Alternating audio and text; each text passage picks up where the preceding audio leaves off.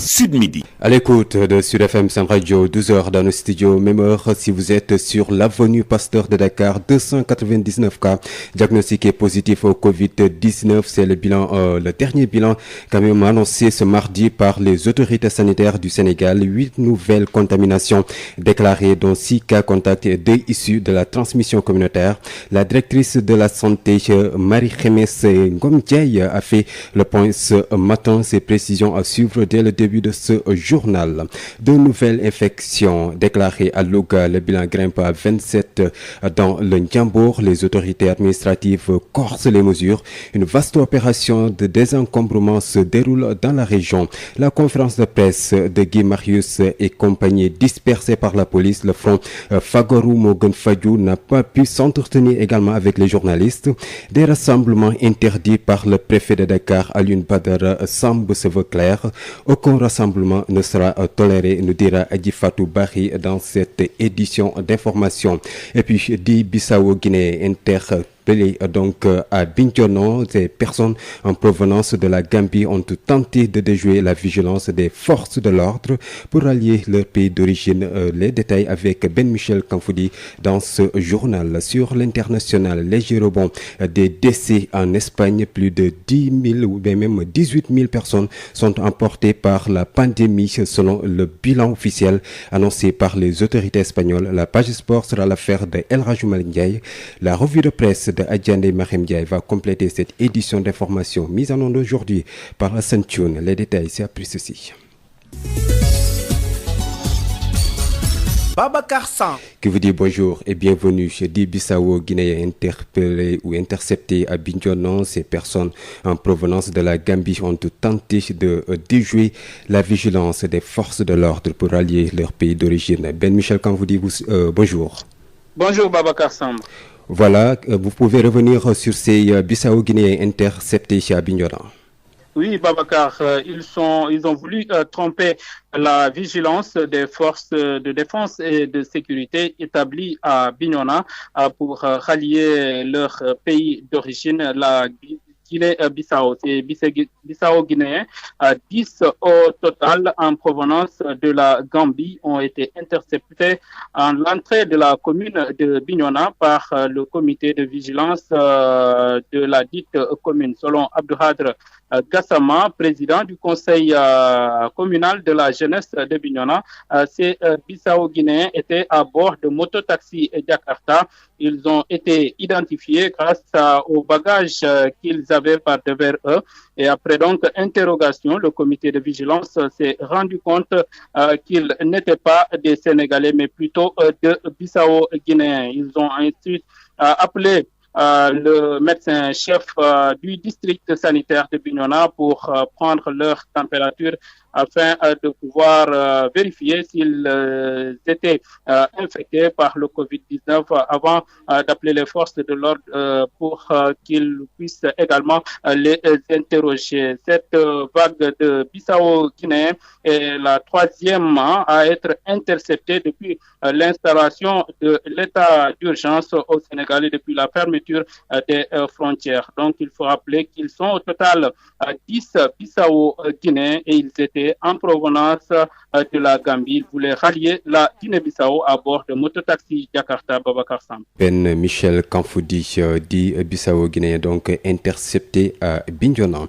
Parlons de la situation épidémiologique au Sénégal. 8 nouvelles contaminations sont annoncées ce mardi par le ministère de la Santé et de l'Action sociale. Il s'agit de 6 cas contacts et 2 issus de la transmission communautaire. 5 patients sont déclarés guéris. Le Sénégal compte à ce jour 299 cas diagnostiqués positifs au Covid-19, dont 183 guéris, 2 décédés, 1 évacué et 113 encore sous traitement selon le dernier bilan officiel. Docteur Marie-Khemesse Ngom-Ndiaye, elle est la directrice de la santé. Du mardi 14 avril 2020, le ministère de la Santé et de l'Action sociale a reçu les examens virologiques ci-dessous. Sur 272 tests réalisés, 8 sont revenus positifs. Il s'agit de 6 cas contacts suivis par nos services, 2 cas issus de la transmission communautaire. 5 patients hospitalisés ont été contrôlés négatifs est déclaré guéri. L'état de santé des patients hospitalisés est stable. À ce jour, 299 cas ont été déclarés positifs, dont 183 guéris, 2 décédés, 1 évacué et donc 113 sous traitement. Le ministère de la Santé et de l'Action sociale exhorte les populations au respect scrupuleux des mesures de prévention individuelle et collective. À l'instant, Dr Marie-Khémesse Ngom Ndiaye, directrice de la santé. Retenez que 8 nouvelles contaminations sont annoncées donc ce mardi par le ministère de la Santé et de l'Action sociale. 2 nouveaux cas positifs ajoutés aux 25. Louga compte à ce jour 27 personnes infectées donc du coronavirus. Les autorités administratives corsent les mesures. Rolamine Guessaman. Babacar, vous l'avez dit, sur les 35 prélèvements effectués hier, sur 109 personnes mises en quarantaine, 2 sont testées positives. Louga passe ainsi à 27 personnes infectées par le coronavirus. Tous les nouveaux cas sont des contacts du premier malade issu de la transmission communautaire. 27 malades du Covid-19 en 10 jours, c'est une peur bleue qui s'est emparée de Louga. Pour faire face à cette propagation à grande vitesse du virus, les autorités, préfets et gouverneurs ont corsé les mesures restrictives. Le marché résolu, d'habitude peuplé de vendeurs, d'acheteurs et de réparateurs de portables, est complètement fermé. L'autorité ne veut plus voir de marchands ambulants dans les rues du Ndiambour, pas de transport assuré par les vélos-taxis, interdiction aux conducteurs de calèches de transporter plus de 3 clients. Après le marché policier, sous la supervision du préfet Mamadou Khouma, accompagné de responsables de la municipalité et de forces de sécurité, une vaste opération de désencombrement est en train d'être menée au marché central. Toutes les cantines et autres hangars de fortune installés anarchiquement sont démolis. Le stade Djibi Diouf, ex-Watel, est retenu comme site d'accueil à tous ces commerçants victimes des mesures de l'autorité. Louga quasi confiné, tolérance zéro, pas d'entrée dans la ville, pas de sortie. Ainsi en a décidé le gouverneur de la région, El Hadj Amadou Bouya Amar. Lamine Gueye Saman, Louga, Sud FM. Lamine Gueye Saman, des organisations d'hommes d'affaires, de la société civile, des professionnels de la santé, des étudiants mobilisent donc leurs forces pour engager la riposte contre le nouveau coronavirus. Au total, 12 organisations évoluant dans différents secteurs d'activité lancent le front Fagaru Mogon Fadjou. L'objectif est de participer à l'effort de sensibilisation en vue de stopper la propagation du nouveau coronavirus Covid-19. Al-Djan, le porte-parole, est joint par Ndeye Mariam Ndiaye. C'est 12 organisations qui se sont regroupées pour faire le même combat, pour soutenir les autorités dans le combat contre le virus. Alors, chaque organisation pouvait avoir son tableau de bord, mais on a dit que si on se regroupe, il y aura plus de force, il y aura plus d'ingéniosité, il y aura plus d'imagination et il y aura plus de crédibilité. C'est pourquoi 12 organisations regroupant les hommes d'affaires, le secteur privé, regroupant les handicapés, regroupant les immigrés Horizon sans frontières, regroupant les syndicats, les étudiants et les associations de parents d'élèves. Et tout ça, un même combat. Nous devons nous unir pour booster le virus, pour que le Sénégal retrouve ses activités classiques, ses activités d'emploi sur le plan économique, sur le plan syndical et sur le plan de la formation. Et le message, c'est très simple, c'est continuer à prôner les barrières, continuer à éviter les regroupements et les rassemblements, continuer à éviter les accolades, à se serrer les mains. Donc, faire tout pour que, en tout cas, pour respecter les décisions des autorités sanitaires et des autorités étatiques. Et puis, la plateforme Frappe France Dégage alerte sur la situation et la gestion des fonds force Covid-19. Les 1000 milliards sont jugés insuffisants. La plateforme exige la mise sur pied d'une coordination avec la présence de la société civile et une taxe de Covid-19 sur les entreprises étrangères en désaccord avec les prix concoctés au niveau des institutions de Bretton Woods. Frappe France Dégage exige la suppression de certaines institutions budgétivores. Alioune Badara Mboup, délégué général adjoint de la plateforme Frappe France Dégage avec El Hadji Malick Ndiaye. Le Frappe a jugé que le financement de la gestion du force de Covid-19 qui est de l'ordre de 1000 milliards et ce financement qui tourne autour des contributions volontaires, de la réorganisation du budget, des prêts au niveau des banques, c'est-à-dire FMI et Banque mondiale. Nous estimons que les 1000 milliards sont peu, que le gouvernement sénégalais doit pouvoir augmenter cette enveloppe financière. Mais aussi, le FRAPP est en désaccord avec le prêt que l'État du Sénégal, n'est-ce pas, a concocté au niveau, n'est-ce pas, de ces institutions de Bretton Woods. Et ces institutions de Bretton Woods sont pratiquement les bourreaux de notre système sanitaire. Le FRAPP a jugé qu'il est possible d'avoir un système sanitaire fiable et aussi performant, autant avoir recours aux institutions ou bien auprès des institutions internationales. Le FRAPP aussi a une bagatelle de propositions parce que nous estimons qu'il devait avoir la mise sur pied d'un dispositif de coordination des forces COVID-19 et que toutes les organisations de la société civile, à savoir Ñoo Lank, Aar Lu Ñu Bokk, et aussi les organisations de la santé et de l'action sociale, doivent prendre part, n'est-ce pas, à cette commission, jouer, n'est-ce pas, leur rôle de veille. Le FRAPP aussi voudrait que l'État du Sénégal instaure une taxe COVID-19 appliquée aux entreprises étrangères. On voudrait aussi la suppression du Haut Conseil des collectivités locales, du CSE, de la CNDT. Et aussi la publication des plans d'investissement d'urgence du secteur de la santé et de l'action sociale et du développement. Parce que nous trouvons qu'il n'est pas normal qu'on puisse donner une manne financière à des gens, qu'il n'y ait pas de contrôle. En instant, Alioune Badara Mboup, délégué général adjoint de la plateforme FRAPP France Dégage, la plateforme justement qui exige la suppression de certaines institutions budgétivores. Ces organisations ont essayé donc de s'entretenir avec la presse ce matin. Les conférences de presse du Front Fagaru Mogon Fadjou et de FRAPP France Dégage ont été annulées ce matin.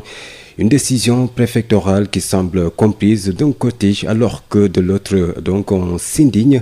À travers ce geste, les autorités se veulent claires. Aucun rassemblement de quelconque nature ne sera autorisé. Adi Fatou Bari. En convoquant la presse ce matin, le Front Fagaru Mogon Fadjou était loin de s'imaginer que cette rencontre serait tout bonnement annulée.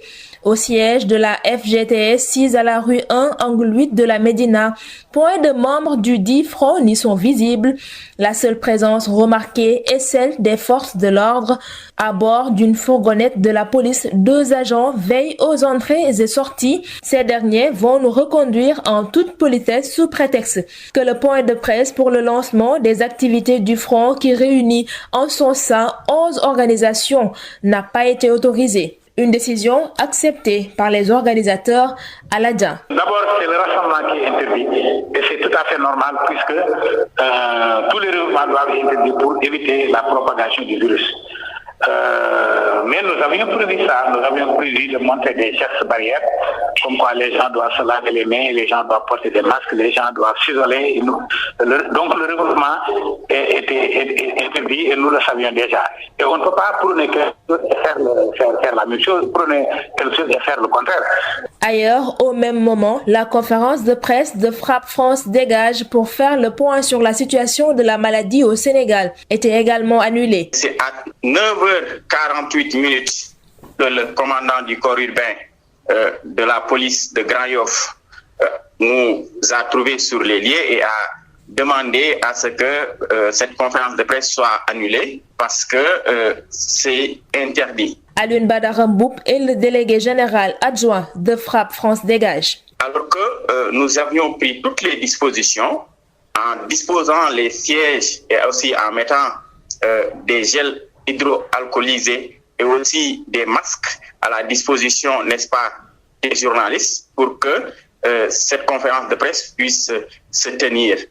Mais malheureusement, c'est après qu'on a vu le débarquement de 2 camions de police qui sont venus et c'est dans ces minutes-là que le FRAPP avait décidé de dire gentiment aux frères journalistes que la conférence de presse a été annulée. Le ton est dit, les autorités ne vont en aucun cas autoriser des rassemblements quelconques.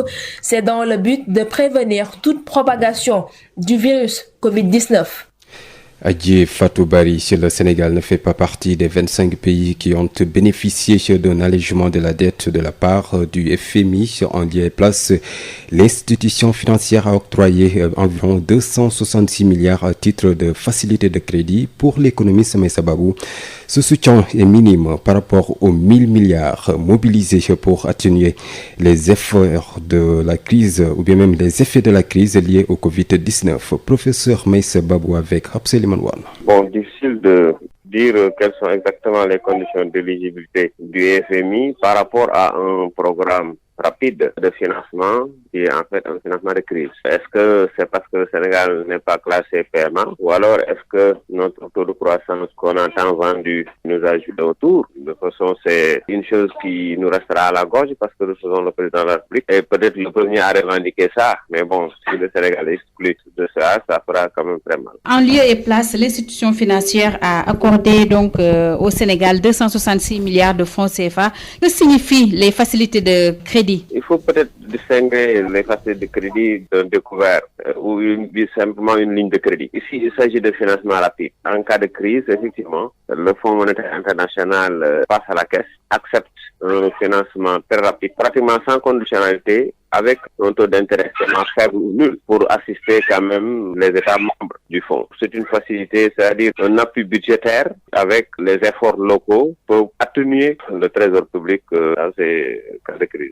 Et selon vous, est-ce que ce soutien du FMI est significatif par rapport aux 1000 milliards dont a besoin le Sénégal dans le cadre de la force Covid-19? C'est extrêmement faible parce que si vous faites le cumul des aides au niveau de la population, aides alimentaires, pension de factures d'électricité et d'eau. Si vous ajoutez l'apport financier des immigrés, vous êtes peut-être exactement dans ce montant. Cela veut dire que donc ça n'inclut même pas un appui budgétaire fiscal qui pourrait aider quand même à résorber le gap fiscal parce que va dépasser les 300 milliards. Donc, je crois que c'est un appui qui n'est pas du tout conséquent. Mais bon, puisqu'il s'agit de ça aussi, des DTS, comme vous l'avez dit, oui, le Sénégal est peut-être seulement éligible à ce montant. L'info, c'est aussi le quotidien des femmes de ménage qui prend une autre tournure dans ce contexte épidémiologique. Certaines d'entre elles sont obligées de s'installer chez leur patronne pour éviter les allers-retours. Pour d'autres, par contre, c'est la fin de leur contrat jusqu'à nouvel ordre. Une décision de leur employeur qui n'arrange pas ces femmes de ménage. Désormais, elles vont disposer de maigres moyens pour subvenir à leurs besoins. C'est un reportage signé Aïssatou Gueiba. Une pandémie qui pousse beaucoup de citoyens à changer leurs habitudes. Le quotidien des femmes de ménage s'est vu prendre une autre tournure pour éviter la propagation de la maladie. Nous sommes à Ouakam, dans le domicile familial de Fatih. Cette femme de ménage a constamment un masque sur le visage pour sortir faire quelques tâches, une exigence de son employeur pour se protéger. Une patronne qui ne prend pas à la légère cette pandémie dont elle entend tous les jours le point de situation du ministère de la Santé. D'ailleurs, bien d'autres habitudes ont changé pour se prémunir. On est quand même au courant de ce qui se passe, de la gravité de la maladie, parce que le maximum qu'elle sort juste pour le minimum. Comme ça, par exemple, aller jeter les ordures, parce que là, on n'a pas le choix. Moi, j'ai fait quand même mes courses presque, ça fait pour 2 mois environ. Donc aujourd'hui, je dois ressortir, aller faire d'autres courses, terminer ce que j'ai à faire. On ne sort pas. Même on a toujours eu des chaussures, donc qui vont juste dehors, et des chaussures. Quand tu viens, tu mets tes chaussures ici, et puis tu portes d'autres chaussures pour la maison. Donc elle a son masque, comme vous l'avez vu. Pour cette autre femme de ménage, le fait d'habiter chez sa patronne ne la dérange en aucune façon. Elle conclut pour dire que c'est bien la seule solution pour protéger sa famille.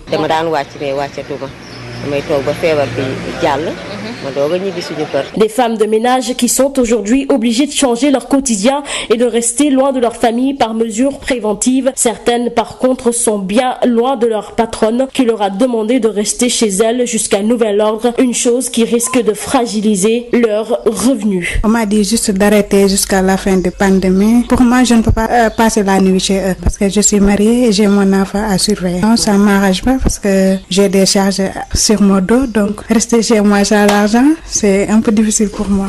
À l'instant, Aïssatou Gueiba, parlons de la situation dans le monde. En Espagne, par exemple, où la pandémie du nouveau coronavirus a fait plus de 18 morts, 18 000 morts. Les autorités ont recensé ce mardi 567 décès en 24 heures. Il s'agit d'un léger rebond par rapport à la veille. La maladie a déjà emporté 18 056 personnes dans le pays le plus endeuillé d'Europe, derrière l'Italie.